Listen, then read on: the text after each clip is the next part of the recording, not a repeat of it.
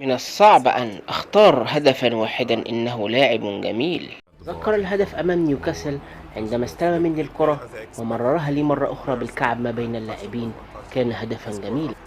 أعزائي مشاهدين قناة خلطبيطة كورة، أهلا وسهلا بكم في فيديو قصير نزله موقع نادي ليفربول. تحدث محمد صلاح عن رحيل النجم البرازيلي روبرتو فيرمينيو بكلمات مؤثرة جدا. لقد أعطاني رقمه، إنه يضحي من أجل الفريق، كان لا يهمه التسجيل، كان يريد أن يستمتع بالمباراة.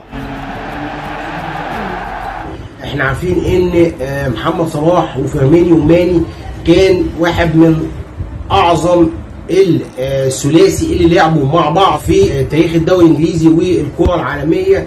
كان ثلاثي رهيب جدا، كان احد اسباب قوة ليفربول وفوزه بالدوري بعد 30 سنة وفوزه بالشامبيونز ليج، وطبعا كاس العالم للانديه وكاس الاتحاد وكاس الكاريبي.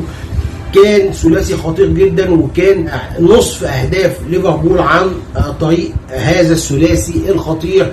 راح الماني العام الماضي لبايرن ميونخ، ثم فيرمينيو هذا العام قال هو ما يجددش مع ليفربول عشان هيختار فريق جديد لسه ما حددوش. احنا عارفين ان روبرتو فيرمينيو كان بيصنع وبيسجل، كان لعيب شمول. عارفين هدف صلاح في نيوكاسل، الهدف الشهير اللي فيرمينيو بصله بالكعب بتمريره غير متوقعه وساحره، وكان هدف مميز جدا للجميل المصري محمد صلاح.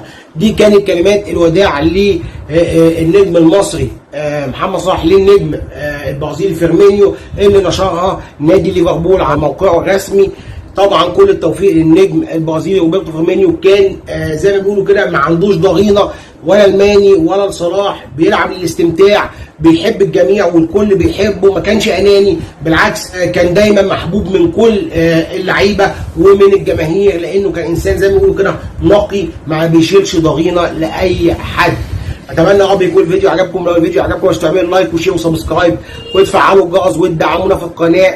والسلام عليكم ورحمه الله وبركاته.